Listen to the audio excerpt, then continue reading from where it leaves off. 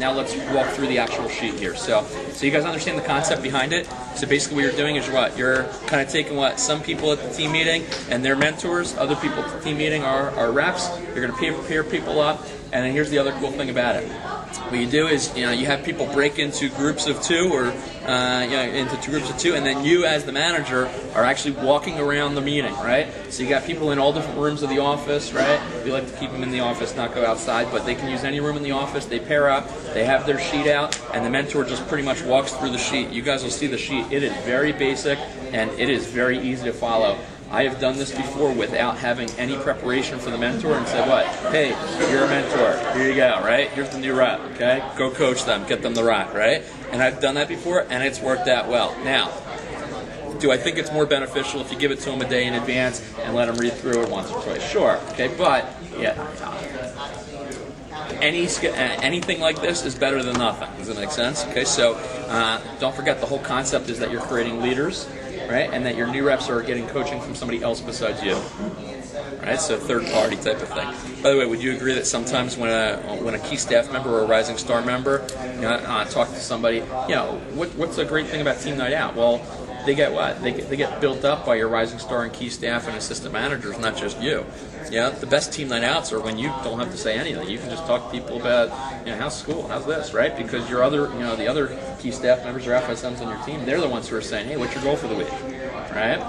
That's huge if you can create that at a team meeting. So anyway, so let's walk through this. So number one, okay, you want to take basically the mentor takes the rep's temperature. What do I mean by that? Well, when you go to high school, they take your vitals, right? Your blood pressure, your heartbeat, things like that.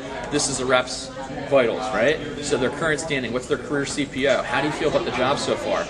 Well, that question is gonna really give you a good answer, right? Okay, so how do you feel about the job so far? How do you feel you're doing? Right? That's a great question to ask. Checking their stats, closing ratio, and then average order. Here's why I love this. Because half the time, the mentors don't know their own exact numbers. But what this does is, you better believe those mentors are going home after the meeting, taking out all their orange slips, and making sure they know exactly what their closing ratio is and exactly what their average order is. By the way, if that was what we accomplished during the meeting, is that still positive? Totally, right? You talk to any FSM or CSP, they go into a week or a campaign. There's no way they go into a new week or a campaign without having a goal and break down their goal based on their averages to know exactly how many demos or how many sales they need in order to hit their goal for the week or the campaign. Well, if we can teach our new reps that and our mentors that at a young age in the business, what are we basically teaching? Hey, it's a numbers game, right? And if people know that from an early age and they can figure that out on their own, they don't need you to tell them how many demos they need in order to hit their goal for the week. That's great. Would you guys agree? Guys, so that's number one. Next thing is identify and praise their areas of strength. Numbers 2, 3, 4, and 5. Numbers 2, 3, 4, and 5, this is the sandwich talk, right? So you guys know the sandwich talk? Sandwich talk is what? You give them some bread, and then you what? Hit them with the meat, and then you what? Give them some more bread and build them back up, right? So basically what? Build somebody up, tell them what you really want to tell them, and then what? Build them back up.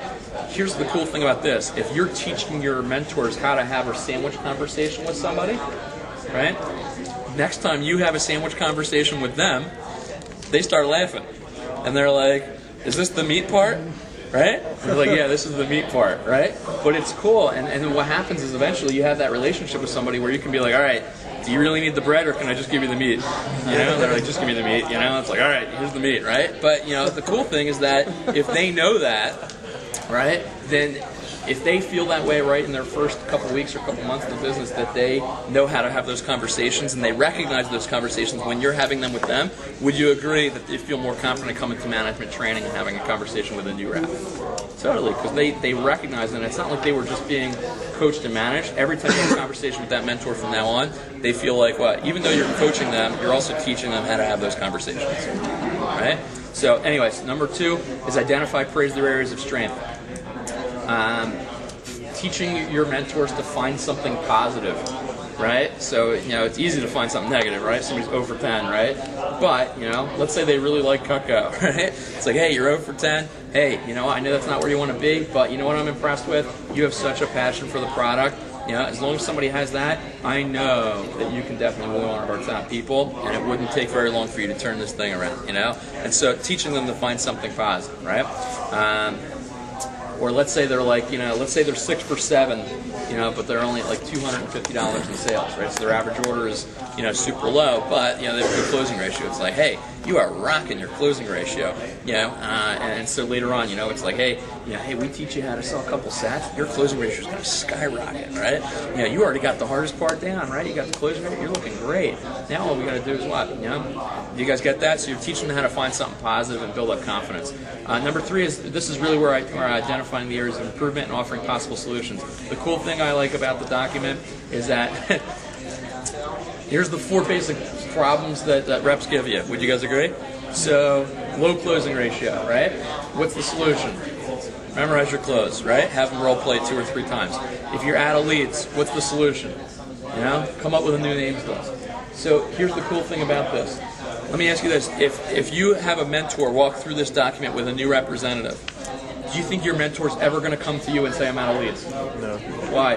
Because now they know how to get their own what? Solution. Would you guys agree? Yep. By the way, how cool is that to have your mentor, instead of coming up with you and saying, what? Here's my problem, having your mentors come up to you and say, what? Here was the challenge I had, here's how I went about solving it, right? How much more confident are they having that conversation with somebody else in the future, right? So basically what this does is what?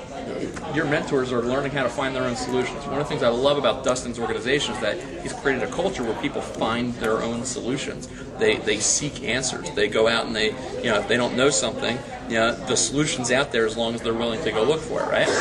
That's kind of what you're doing with your mentors here, right? So, trouble booking demos, make sure they're using the phone approach, teach handling objections. So your mentor's teaching this to your new rep, but what are we really accomplishing here? The mentor is going to start doing it. Does that make sense? So if they ever have these problems, they know the solution too. Set weekly goals. So this is the next one. Better do, should do, could do. All right, we teach people how to have 3 goals for themselves. Why is it important that we have 3 goals? Well, Earl always taught, me when I was a management candidate, that the reason why it's important to have 3 goals is because most people in life set goals either way too high or way too low. If they're too low, they blow right past it. They have nothing else pushing them. They take their foot off the gas.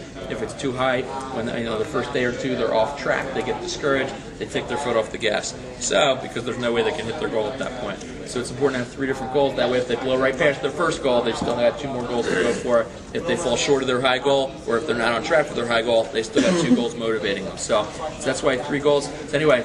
We talk about their CPO goals for the week.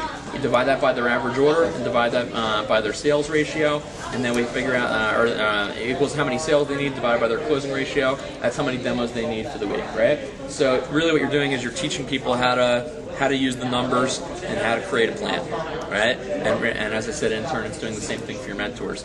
Next one. You're going to use your we teach the mentors how to use somebody's should-do goal to create a list of benefits from hitting it. So, for instance, let's say somebody's should-do goal is to do 6 demos this week with their closing ratio. That was 4 sales times 250, 1,000 in CPO. Hey, here's what that would do for you, Johnny. You would hit your 20% promotion. You got another promotion on your resume. Advanced sales rep. You get the white pin. Earn over 150. Earn 150 bucks. Hey, you're not killing it in income, but imagine when you're at 30% or 40% or 50%, right? You're gonna be looking great, right? So, key staff candidate.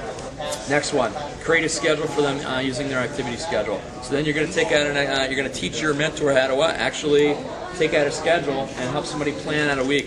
This is super important. I'm sure Patty covered a lot of this, but why is it important that we actually plan things out? Well, I teach people. I have a conversation with them, and the mentors actually learn this conversation at Rising Star meetings and things like that. It's like, why is it important that you plan everything into your schedule? Well, and I say, do you guys know people who say, I don't like to be on a schedule, I like to be footloose and fancy-free, just kind of go with the flow? Right? How many of you know people like that, right? And and then I say, you ever notice how they're the biggest stress balls? Right? Because what happens is that if they have a list of 20 things on their to-do list in their head, and they don't actually take those things off the to-do list in the head and put it onto a piece of paper and onto a schedule with a definite day and a definite time that it's going to happen, they walk around all week with a list of 20 things going on in their head, and it stresses them out all week. I say the people who are the most effective, they could have twice as many things going on in their week, but they have it in their schedule, and they are a ton less stressed than the people who don't put it in their schedule. And so I also talk about how they're a ton more effective in every single thing on that list Well, because every time they're doing one thing, they're not focused on the other 19 things they need to do. Because at that time, they're focused on that one thing that they need to get done at that one time. So they're not focused on the other things. So if they